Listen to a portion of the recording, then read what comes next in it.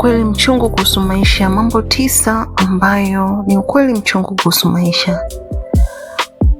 Kwanza, watu ambao wanakuahidi au wanakuambia kuwa watabaki na wewe, mara nyingi hao ndio huwa watu wa kwanza kabisa kuondoka. Watu wanaokuahidi na kukuambia kuwa utakuwa na wewe, hao mara nyingi ndio wanakuwa watu wa kwanza kabisa kuondoka. Namba 2 ni kuwa mkarimu haitokusaidia wewe usitumike. Kuwa mkarimu, kuwa mwema, kuwa mtu mzuri haitokusaidia wewe usitumike. Mwanadamu akitaka kukutumia na kutumia tu kwa namna yoyote ambayo unaona inafaa, hatojali kwa sababu wewe umemkarimu au umemtendea wema, hapana. Lakini pia ukimya utakufanya watu wakuheshimu kuliko kujieleza sana. Huu ni ukweli mchungu, lakini ni vizuri uwe nao. Jua kwamba ukikaa kimya itakufanya watu kuheshimu kuliko ukiwa mtu wa kujieleza sana. Karibu sana katika makala zangu. Naomba usahau ku-like, ku-comment na ku-subscribe to my channel kwa sababu ndo kwanza naanza. Natamani kukuza akaunti yangu, kwa hiyo unavyo-comment kunielezea jambo lolote, kitu chochote, ushauri, niko wazi napokea. Lakini pia ukisubscribe na ku-like inaniongezea nguvu zaidi ya kuendelea kuposti hizi makala. Leo najadili ukweli mchungu ambao mwanadamu unatakiwa kuujua hata kama utakuumiza, ambapo nimekueleza. Namba 1 ni watu hawatokaa na wewe pamoja, kwa sababu mtu atakuahidi, atakwambia mimi nitakuwa na wewe. Mara nyingi wale watu ambao wanatuambiaga kuwa watakaa pamoja na sisi ndio wanakuwa watu wa kwanza kuondoka.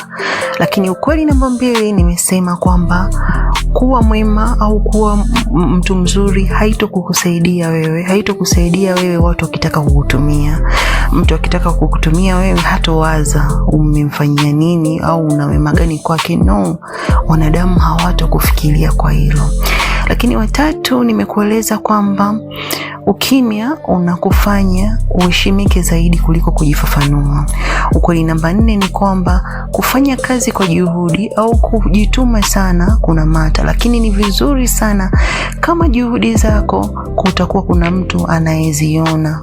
Yaani ofisini kwako, kwenye biashara, hata kwenye mahusiano yako, unaishi na watu vizuri, unajituma, unafanya mema na nini, lakini mwisho wa siku kama hakuna mtu hata mmoja anayeona juhudi zako, inakuwa ni kazi bure. Namba 5 ni kwamba watu hawatakukumbuka, ila watakumbuka vile vinavyonufaisha kwako.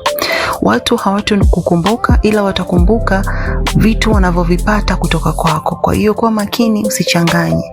Kuna mtu anaweza kukwambia na kumiss, kumbe sio kwamba anakumiss wewe as a person, no, anamiss vile unavyomfanyia wewe.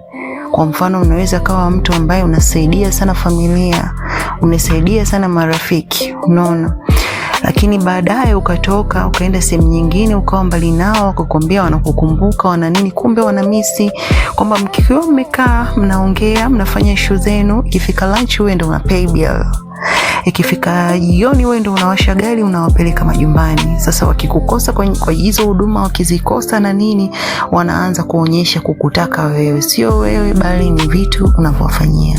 Ukweli mwingine mchungu ni kwamba sio kila mtu anayekuchekea anataka kuone unashinda. Sio kila mtu anayekuchekea anataka aone ukifanikiwa. Kuna wengine wanakuchekea kutoka sehemu ya chuki. Yaani mtu anaweza kawa anakuchekea hivi, lakini moyoni mwake anawaza mbaya sana kuhusu wewe, anawaza kitu kibaya sana kuhusu wewe, na wewe mwenyewe hujui, kwa sababu wewe moyo wako msafi, una kinyongo na mtu, unahisi kila mtu anayecheka ni mtu mwema. Be careful.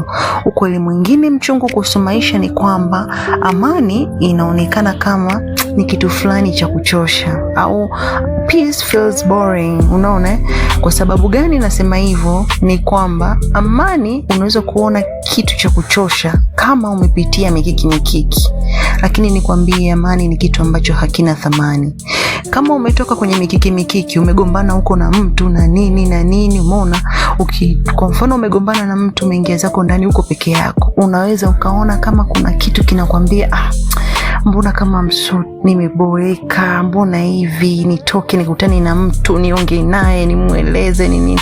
Lakini amini usiamini, amani ni nzuri sana, na amani huwa haina gharama. Iko kitu unatakiwa ujue, ukimya wako amani yako ndio furaha yako. Na jambo la mwisho ni kwamba mwisho wa siku kitu pekee kitakachobaki kwako ni wewe mwenyewe. Jitahidi kutengeneza akili yako kuona vizuri kuhusu maisha yako. Kitu pekee kitakachobaki kwenye maisha yako ni wewe mwenyewe. Jitahidi kutengeneza akili yako. Jamani, naomba niwaambie, mimi nawapenda sana sana, na nafurahi sana kila mnavyo-view video zangu. Napata moyo wa kuzidi kuendelea kupost. Naomba msisahau kusubscribe please, ili niweze kuikuza akaunti yangu. Nawapenda sana sana sana, na nawatakia siku njema. Asanteni.